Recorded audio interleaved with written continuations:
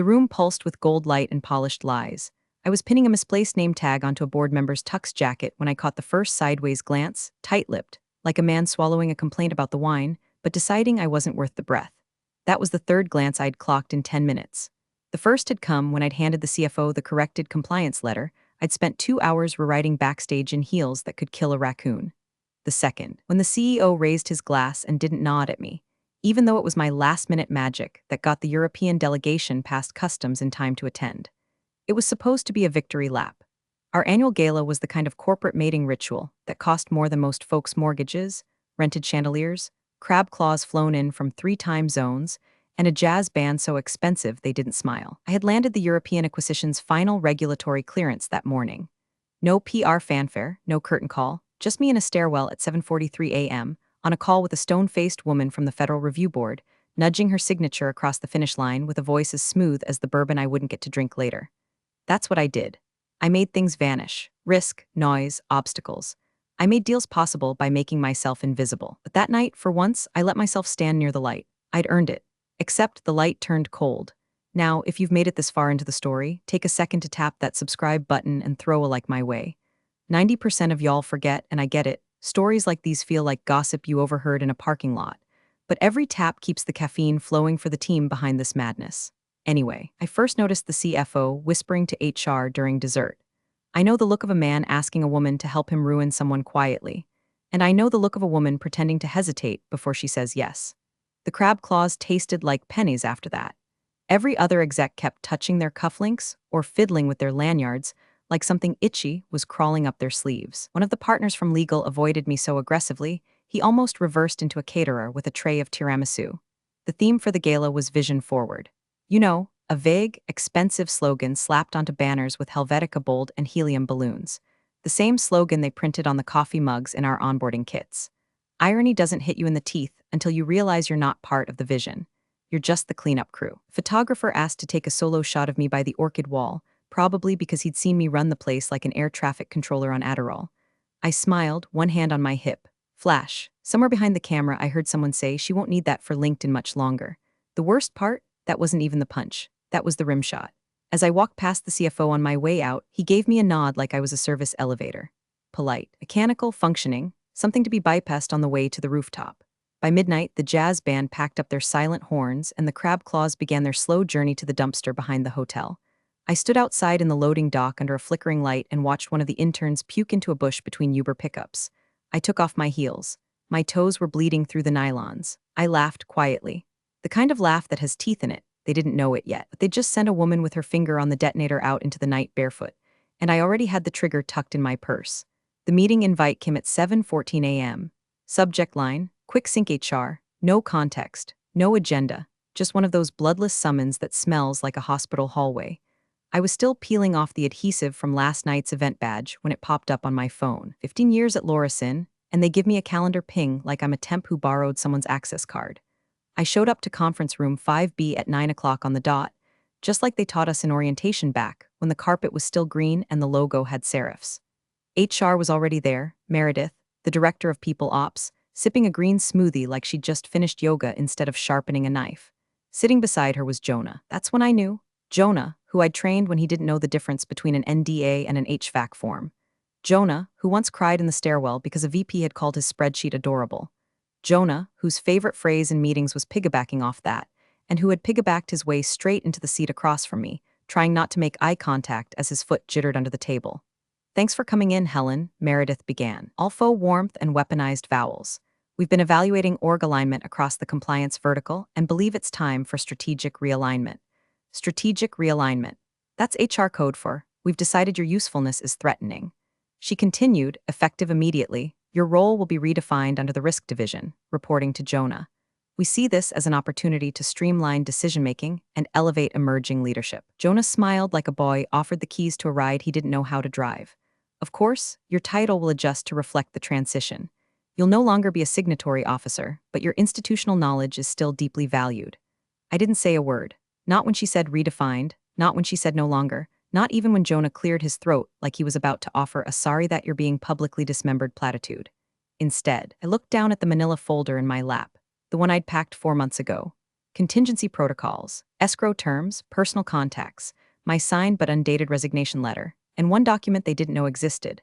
I had seen the signs back in Q2, the way legal looped me out of deal reviews I used to lead, the C-suite huddles that stopped when I walked past, the new CRM system they rolled out with zero training for my team, only for me to find a sandbox login buried in its access logs, labeled Internal Migration John D. That morning, I watched as Meredith read from a script she'd probably practiced in front of her standing desk. Behind her, the printer was still warming up, spitting out my revised org chart with all the grace of a fax machine having a seizure. My email access was already throttled. I couldn't open SharePoint. Slack logged me out mid-meeting. Somewhere, someone in IT was flipping switches while HR smiled through their friendly ambush. I nodded once. Not because I agreed, but because I refused to let them see me flinch. I asked no questions. I signed nothing. Meredith handed me a glossy folder with New Horizons printed in cheerful blue across the front, as if this was a spiritual retreat and not a lobotomy. The folder hit the bottom of my tote with a thud. "You okay?" Jonah asked, as if that was a normal thing to say after a corporate mugging. "I'm fine," I said. "Just wondering what color tie you'll wear when this place catches fire." He blinked. Meredith shifted in her seat, eyebrows twitching. "Helen, we really hope you'll approach this with openness. Change can be an opportunity." I smiled. "That's true. Just depends on who's holding the matches."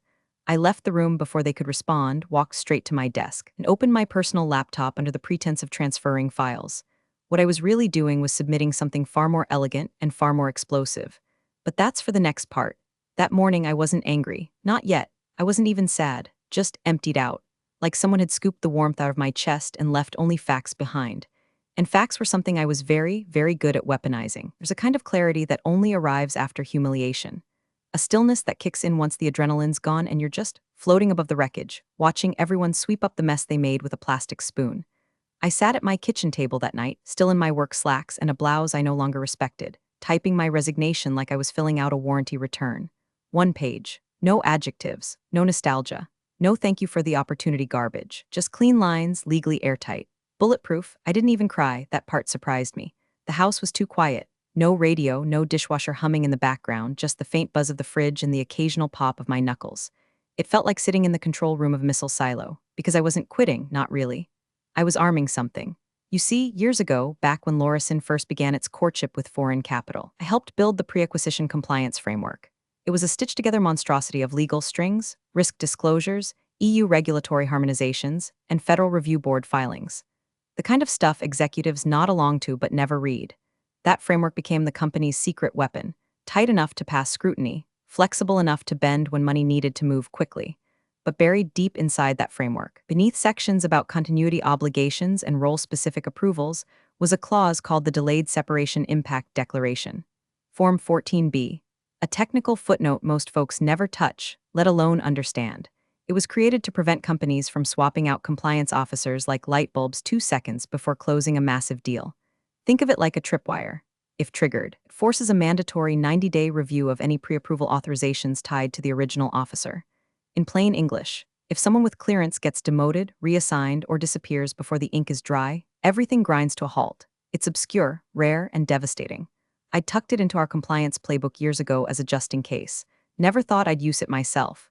But that night I found it, pulled it up, entered the effective date of my role change, specified the trigger as a structural reassignment impacting regulatory authority, uploaded supporting documentation, and then, without ceremony, I filed it with the Federal Regulatory Board's secure portal at 11:38 p.m. It was done, irrevocable. I didn't need fireworks.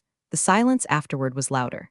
Then I opened a new browser tab and attached my resignation letter, addressed to the CFO, CCing HR and legal. Subject, Notice of Resignation, Helen Moraine. I didn't send it, not yet. Let them have a normal morning before the cracks started forming in their glass walls. I took a shower, packed a small box of desk items, my dad's old watch, the mug with the chipped handle, my external drive. I left the team building award from 2018 in the drawer. Let Jonah keep that illusion. Sleep never came. I lay in bed staring at the ceiling fan, replaying every moment from the past 2 months with brutal clarity. The offhand remarks, the last-minute meeting reschedules, the new junior hire who mysteriously copied legal on emails meant for me. They thought I was just a cog. A quiet woman in kitten heels who would fade into the background while they wrote their names across the deal's success. What they never understood is I wasn't part of the deal. I was the deal, and I'd just pulled the pin. At 6:17 the next morning, I clicked send on my resignation. No emojis, no drama, just the final breath before the walls started to shake. Tuesday, 9 o'clock a.m. They called it the quarterly risk alignment briefing, but really it was a poorly disguised panic huddle. I wasn't in the room, obviously. I wasn't even in the building. But the beauty of corporate vanity is that no one ever remembers who set up the Zoom accounts or who holds admin permissions for the company's cloud recordings. Spoiler, it was me, so I watched. From the comfort of my kitchen, wrapped in a flannel robe and sipping bitter French roast out of a mug labeled World's Quietest Threat, I queued up the live stream like I was tuning into a slow-motion car crash. And I was not disappointed. The junior execs fidgeted in their seats, each one trying to look like they weren't the ones about to publicly embarrass themselves. Greg from compliance, who once asked me if GDPR was that new server software, opened with a slide deck that still had my original formatting. The watermark with my initials in the bottom right corner, still there. They hadn't even bothered to change the slide transitions. Same purple gradient, same animations. Watching them trip over my work felt like seeing toddlers try to operate a backhoe. Per the Model 4C framework, Greg began, already sweating, our due diligence metrics align with the adjusted thresholds proposed in the he blinked. In the Helen schema, he actually said it, on the call. Helen schema, like I was a hurricane they'd forgotten to board the windows for. Silence. Then came the voice of one of the European partners, the lead from the acquiring firm. Thick accent, clinical tone, excuse me. Can you clarify what the Helen schema is? And who authored it? Greg's eyes darted to the CFO, who, God bless his botoxed forehead, didn't flinch. Helen Moraine, she was our previous compliance officer. She's currently on, extended leave. You'd think I was in Bali with a yoga instructor named Sven, instead of watching his career slowly disintegrate on a 14-inch screen. Another voice chimed in from the investment group's end. American this time, less patient.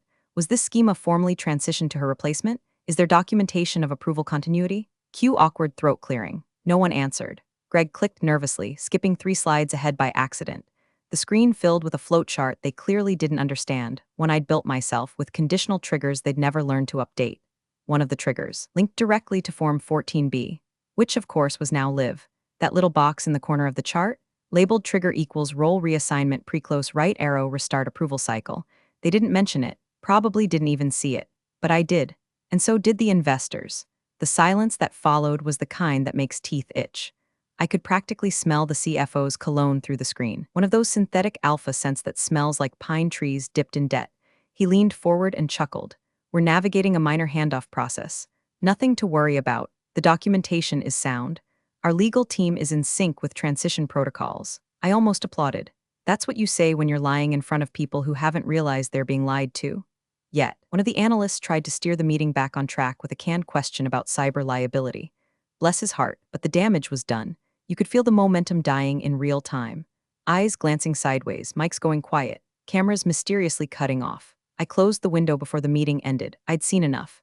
In the span of 30 minutes, they'd proven exactly what I knew. They couldn't run my system. Not well, not fast, and certainly not cleanly. They thought I was gone, but I was still everywhere, every spreadsheet, every clause, every contact number embedded in the master approval table. They could scrub my name off the door, but I'd built the building, and the foundation was groaning. I didn't feel giddy or smug, just affirmed, detached satisfaction, like watching mold creep across a wall you already moved out of. Let someone else clean it, you warned them. I opened a new tab, checked the filing status on my 14B. Approved, under review, all flags raised. The cracks had started, and all I had to do now was wait.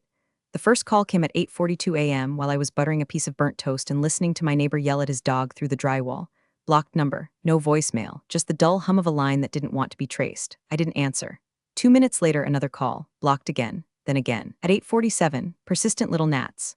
I let it ring while I sipped my coffee and opened the window to let the October air snake through the curtains. I watched the skyline shimmer above the city like a lie told with enough confidence to pass for gospel. At 8:53, the text came. It was from Andrea, the analyst I'd mentored 3 summers ago. Smart, awkward, too honest for her own good. She once cried because legal had buried a risk clause in 6-point font and no one else had read it. I liked her. Her message was short, they're panicking. The acquiring firm wants your signature on something. Nobody can explain your exit. CFO looks like he aged 10 years overnight. I stared at the screen for a few seconds, smiling faintly. Then I typed back, not my circus, not my monkeys, and put the phone down, no punctuation, no emojis, just a clean severing. I imagined the boardroom, those glass walls now fogged with flop sweat. Jonah flipping through the binder like a man trying to find the exit in a choose-your-own-adventure novel. Meredith from HR probably stammering her way through a "we value continuity" monologue, while the European investors sat across the table in ice-cold silence. And the CFO? he'd be pressing his phone to his ear, whispering my name like a prayer to a god he never respected. The thing is, they didn't just need my signature, they needed me. The approval clause required that the same regulatory officer be enrolled through to close. The 14B filing turned my exit into a live minefield. No replacement, no workaround, no loophole. And now, they had investors asking questions and lawyers demanding clean paper trails, all of which pointed to one fatal oversight. They assumed I'd go quietly. They assumed wrong. A few minutes after Andrea's text, I opened my email. 52 new messages. Most were auto-forwarded updates, compliance alerts still linked to my credentials. But buried in the thread was something from an internal domain, a scanned copy of a retroactive authorization addendum, with my name forged in the signature block. Amateurs. They hadn't even used the right font. My real signature uses Garam and 11 point, not Arial. I'd trained that into every document standard. They'd faked my approval using the corporate template. Lazy, desperate, I didn't respond. I didn't call Andrea back. I didn't forward the forgery to legal yet. Instead, I pulled up a window and stared out at the Lorison building. 18 floors of glass, arrogance, and expensive coffee machines. My old office sat dark behind tinted windows, stripped of the nameplate but still lit by the security light I'd asked facilities to install myself. I felt no urge to go back, no nostalgia, no rage, just amusement, cold and flickering like a candle in an empty boardroom. They were finally realizing the shape of the hole I left behind, not a vacancy, a breach. And the more they scrambled, the more visible my absence became. That's the thing about silent systems. When they fail, they don't explode, they unravel. And I was already watching the first threads come loose. The boardroom was too quiet. Not the kind of quiet that comes from focus or respect, the kind that comes right after someone steps on a landmine, and everyone's waiting to see if the leg is still attached. The CFO, Mark Trenton, sat at the head of the polished walnut table like a man trying to look bigger than the hole beneath him. His tie was looser than usual. No jacket. His sleeves were rolled like he wanted people to believe he'd been in the trenches, when in reality, he was watching the walls collapse from a leather chair. Across from him sat the two lead reps from the acquiring firm, Reinhardt Capital. They'd flown in from Frankfurt 3 days early, supposedly for final walkthroughs and champagne toasts. Now, their briefcases sat unopened, and the room smelled like panic filtered through citrus air freshener. Then came the line that shifted the entire atmosphere. "We're missing a signature," said Martin Lowell, Lorison's own general counsel, reading from a red-lined printout like it had personally betrayed him. CFO didn't flinch. "Helen, we've got her documentation on file. Everything was transitioned before her departure." Martin didn't look up. No, not a documentation trail. A continuity signature. One of the Germans cleared his throat. "Your framework included a rider. Regulatory clearance officer must remain enrolled through to transaction close. Continuity clause, section 9B. The second rep flipped open his binder and slid the page across. Highlighted, annotated, time-stamped. Martin adjusted his glasses, blinking too much. I wasn't aware that rider was final." The German nodded, clipped. "It was. Your team included it in the January revisions. We flagged it in March. Was it not escalated?" CFO leaned forward, trying to conjure the bluff he usually reserved for investors too stupid to understand burn rates. "Look, we had an internal reorg." Helen's responsibilities were fully transitioned to Jonah. "With respect," the German interrupted, "this is not about internal transitions. The clause is explicit. Demotion or removal triggers noncompliance. Your officer of record, Miss Moraine, was removed. She did not authorize a replacement. You require reclearance." Mark smiled the way a drowning man might while pretending the water's warm. "Come on, this is a procedural hiccup. You know how bloated these filings get. We will need to reassess risk," said the other rep, colder than concrete. "Effective immediately." Every eye turned to Mark, who suddenly looked very small beneath the recessed lighting. The glossy investor packets on the table felt like props in a bad play, talking points for a deal that had just slipped sideways. No one spoke, and Martin tried to break the tension with an appeal to logic. "Surely there's a remedy clause, a workaround?" Jonah's been operating under Helen's framework. The documents, the German raised a hand. "Compliance is not subjective. You wrote the clause, now it applies." It hit Mark then, I think, that awful moment when a man realizes the trap was his own design, that Helen hadn't created the bomb, she just left the pin on his desk. He looked down at his notes, and at the empty chair Helen used to occupy in these meetings. For the first time, it wasn't just vacant, it was loud. Loud in the way a severed wire crackles. Loud in the way silence becomes evidence.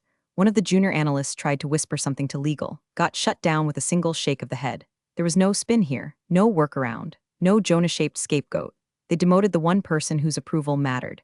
And that act, impulsive, cowardly, arrogant, had invalidated the very deal they were betting the company's future on. Mark swallowed hard. "Can we reach out to her? Re-engage, even temporarily?" The Germans exchanged a look. "You may try," one of them said, tone flat, "but our confidence is affected." The word hung in the air like a sword over the neck of a traitor. Affected. Which, in this business, is a kiss of death. The meeting ended without a handshake. The Reinhardt team left the room with their folders still sealed and their jaws tight. They didn't slam the door, but they didn't have to. Mark sat back, exhaled slowly, and stared at the screen where Helen's old file still blinked open, waiting for someone authorized to hit submit. But there was no one left, and the clock was ticking. They found it at 3:14 p.m. on a Thursday, buried in the outgoing compliance registry, logged under federal disclosures, timestamped executions.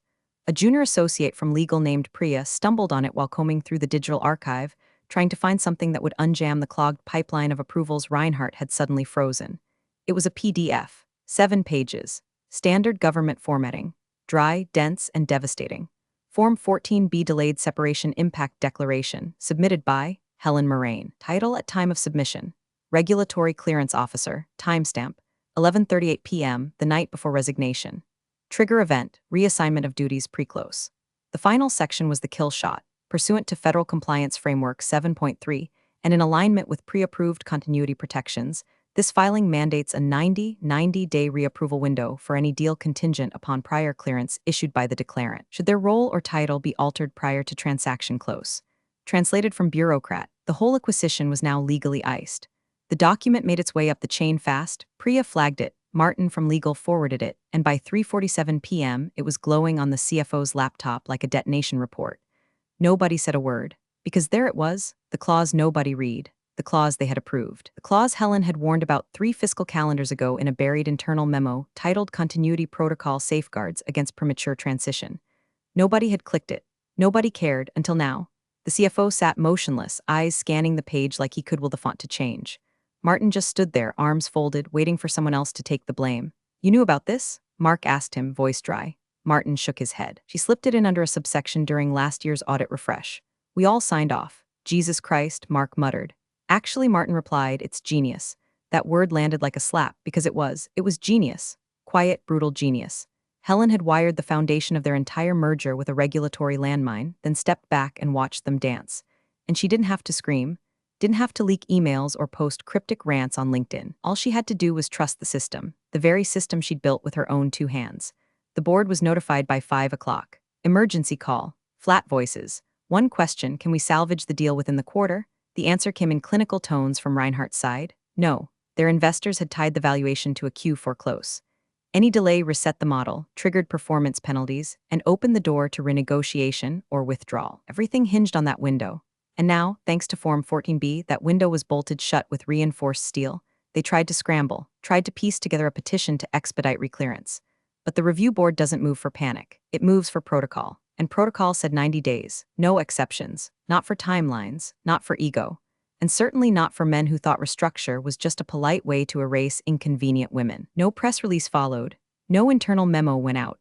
Just a slow, stunned silence that crept through every floor like mold in the ductwork. Clients started asking questions. Partners delayed calls. Analysts whispered in Slack threads.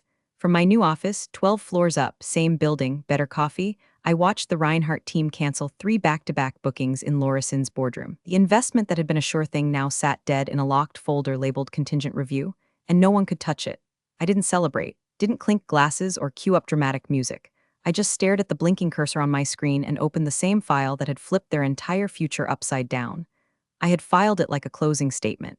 And now, like I always told my team, the system doesn't forget. It just waits for the right trigger. They say the first sound of a deal dying isn't a bang, it's the ringtone of desperation. Mark Trenton, our CFO, made 16 phone calls in under 2 hours. No one picked up. Not legal, not his assistant, not even Jonah, who had apparently taken sick leave the moment the 14B filing was discovered. Half the compliance team went dark. The other half was fielding frantic pings from investors wondering why Reinhardt's flight back to Frankfurt had been moved up without warning. The first real crack came not from inside, but from the outside. Reinhardt issued a formal notice at 9:02 a.m. the next morning. It was cold, German, in the most surgical sense. A 3-sentence email with zero emotion and maximal impact. In light of recent disclosures and regulatory uncertainty introduced by role reassignments at Laurison Group, Reinhardt Capital will be withdrawing from the acquisition process, effective immediately. This decision is final. We wish you success in future endeavors. It hit the C-suite like a glass of ice water to the face. They tried spinning it. Temporary pause. Exploratory re-engagement. You can't put glitter on a corpse. Someone, probably Andrea, leaked the internal call transcript between Mark and one of the Reinhardt managing partners. It circulated like wildfire through encrypted Slack threads and burner phones. The line that stuck out, the one that made even the receptionists whisper, "Call her back. I don't care what it takes. Offer her advisory. Offer her naming rights to the damn company. Just fix this." But by then, I wasn't answering calls. I wasn't answering anything. They'd made their choice the day they handed Jonah my chair and smiled while doing it. They'd assumed I'd take it like a good little ghost, fade, nod, vanish. Instead, I became a watermark on every system they couldn't scrub clean. A shadow that kept showing up in version histories and audit logs. A legal trigger they'd written but never respected.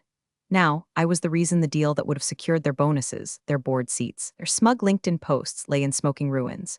The board convened an emergency meeting that Friday. No catered lunch, no smiling interns, just 12 men and women in a glass room with sweaty brows and too many questions. Every presentation slide still bore my original formatting. My notes, my risk matrices, my continuity schema, my name over and over and over again. Helen Moraine Compliance Lead, Helen Moraine Regulatory Flowchart, Helen Moraine Final Writer Approvals, Helen Moraine Signature ID on Section 14B. Mark tried to open the meeting with some semblance of dignity.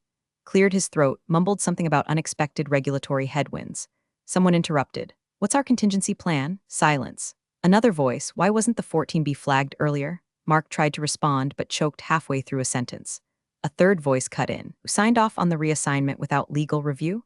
The CEO, the same man who'd clapped me on the shoulder 2 galas ago and called me indispensable, rubbed his eyes like he was trying to erase the last month. "We need a name," he finally muttered. "Someone has to explain this." No one moved, no one spoke, because the truth was I'd already explained it. In filings, in memos, in meeting notes nobody read. In the system they treated like a suggestion instead of the backbone of their entire house of cards. They tried to push me out of the story. Instead, I became the ending. And now, there they sat, staring at a wall of slides that said the same thing, louder than any confession. You shouldn't have underestimated her. The final slide was a dashboard projection of post-acquisition revenue trajectories. It had a footnote. Forecast assumes Q4 close. Underneath it, someone had scribbled in red pen, "Invalid, C14B." I didn't write it, but I didn't have to. The system was speaking for me now. The elevator dinged at the 31st floor, sleeker carpeting, cooler air, the kind of silence that came not from discomfort but intention. Up here, nobody needed to shout to prove they were in charge. The door opened and I stepped out, heels clicking across marble that hadn't yet been scuffed by panic. The conference room was all glass and understatement. No flashy logos, no inspirational quotes stenciled on the walls. Just precision, German, surgical, efficient. The partners from Reinhardt Capital stood as I entered. They didn't ask me for ID. They didn't ask where I'd come from. They already knew. Miss Moraine, the senior partner, said, extending his hand. His English was flawless, but the cadence still carried the weight of finality. "Thank you for joining us." I shook his hand, firm, unapologetic. Another partner gestured to the chair at the head of the table. "We've prepared your advisory brief. Your insights into U.S. regulatory pathways and your understanding of how leadership misinterprets continuity protections will be invaluable to our next acquisition." I nodded, didn't need to gloat. I was past that. They weren't hiring me for revenge. They were hiring me because I knew where the traps were buried and how to walk through a minefield without blinking. They offered me a better view, a higher floor, a clearer purpose. And not once did they ask me what had happened at Lorison, because professionals don't need gossip. They see the shape of silence and recognize who carved it. The meeting lasted under 20 minutes. Just signatures, just smiles, just execution. As I stepped into my new office, just 2 floors above the one they'd once stripped me from, I saw the movers down below. Cardboard boxes stacked like tombstones. A nameplate peeking from the top of one labeled Moraine H. I didn't wave, just set my espresso on the windowsill and watched. The same skyline, the same sun, the same building, but the view was mine now because they made me invisible, and I made myself irreplaceable. Thanks for watching, you cubicle warriors. Hit that subscribe button. Unless you're my old boss, then you're on your own. Revenge of the Coffee Pot strikes again.